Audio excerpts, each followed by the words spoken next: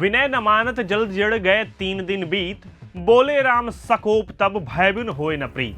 प्रभु श्री राम जब सीता की खोज में समुद्र से 3 दिन तक रास्ता देने के लिए प्रार्थना करते रहे, लेकिन जवाब में समुद्र मौन रहा। अंततः प्रभु श्री राम को धनुष उठाना पड़ा और जैसे ही भगवान ने धनुष पर प्रत्यंचा चढ़ाई, समुद्र रास्ता देने को तैयार हो गया। ये कहानी हमें सिखाती है कि केवल प्रेम या विनम्रता से ही काम नहीं बनता, बल्कि कुछ स्थितियों में दृढ़ता और सामर्थ्य का प्रदर्शन भी जरूरी होता है, ताकि उचित सम्मान मिले और आप सुरक्षित हो। ताकत चाहे आर्थिक हो, सामाजिक हो, राजनीतिक हो या वैश्विक, आपको सुरक्षा प्रदान करती है। सोचिए, एक ऐसी दुनिया जहां हर मोर्चे पर तनाव है, कहीं युद्ध चल रहा है, कहीं युद्ध की तैयारी हो रही है, कहीं सीमाओं पर टकराव है, तो कहीं समुद्र और अंतरिक्ष तक शक्ति प्रदर्शन।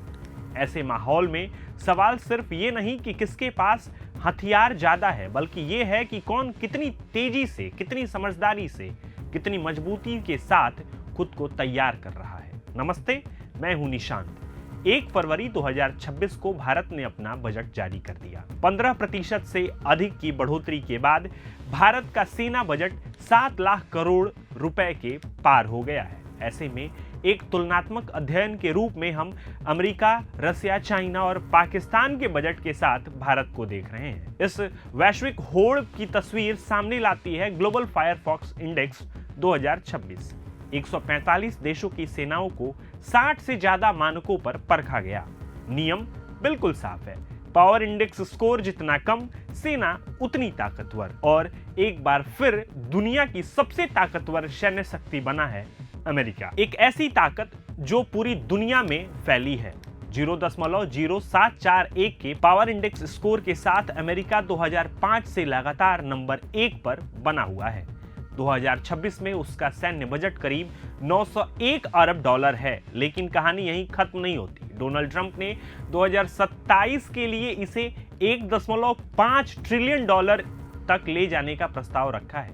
अमेरिका के इस बजट में सिर्फ टैंक और बंदूक नहीं है, बल्कि इसमें aircraft carrier, fighter jet, missile, defence, cyber और स्पेस वॉर भी शामिल है। यानी अमेरिका सिर्फ अपनी सुरक्षा ही नहीं, ग्लोबल डिफेंस सुपरमेसी यानी दुनिया में अपनी वर्चस्व स्थापित करने के लिए भी खूब पैसा बहा रहा है। युद्ध ने रसिया की भी प्राथमिकताएं बदल दी हैं। पावर इंडेक्स में 0.0791 स्कोर के साथ रसिया पूरी दुनिया में दूसरे नंबर पर है। यूक्रेन युद्ध ने रसिया की पूरी आर्थिक सोच बदल दी है। 2025 में उसका रक्षा बजट 145 अरब डॉलर तक पहुंच गया, जो उसके जीडीपी के 6% से ज्यादा है। रूस का मॉडल साफ है कि पहले सेना, बाद में बाकी कुछ।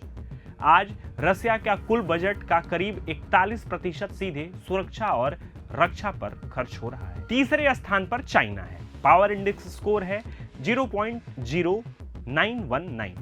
बजट है 249 अरब डॉलर, जो सुनने में अमेरिका से काफी कम लगता है, लेकिन असली कहानी प्रतिशत में है। चीन अपनी जीडीपी का सिर्फ 1.5% से भी कम रक्षा पर खर्च करता है, फिर भी वह तेजी से मॉडर्न बन रहा है। कारण क्या है?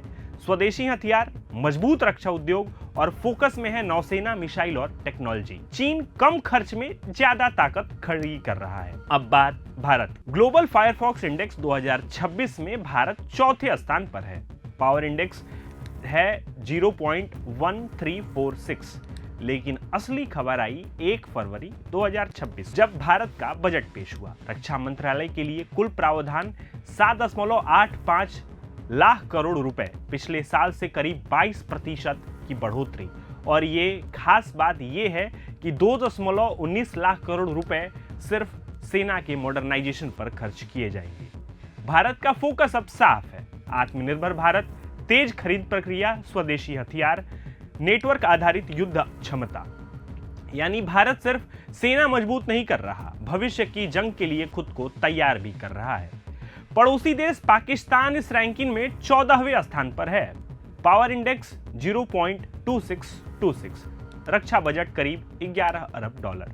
रकम छोटी है, लेकिन कमजोर अर्थव्यवस्था में ये बड़ा बोझ है। ज्यादातर पैसा वेतन और पेंशन में चला जाता है, फिर भी पाकिस्तान में सेना की प्राथमिकता आर्थिक संकट से ऊपर बनी हुई है। 2016 के अनुसार दुनिया की टॉप 10 सैन्य शक्तियां हैं अमेरिका, रसिया, चीन, भारत, दक्षिण Korea, France, Japan, Turkey, Italy. आज की दुनिया में ताकत का मतलब सिर्फ हथियार नहीं है, मतलब है टेक्नोलॉजी, रणनीति, अर्थव्यवस्था और आत्मनिर्भरता। अमेरिका वर्चस्व बनाए हुए है, चीन चुपचाप आगे बढ़ रहा है, रसिया युद्ध के मोड में है और भारत धीरे धीरे लेकिन मजबूती से भविष्य की सुपर पावर की नींव रख रहा है। यही है 2026 की सैन्य ताकतों की असली कहानी। आप इस खबर पर क्या सोचते हैं, कमेंट बॉक्स में जरूर बताएं। प्रभातखबर.com, विश्वास वही, रफ्तार नहीं।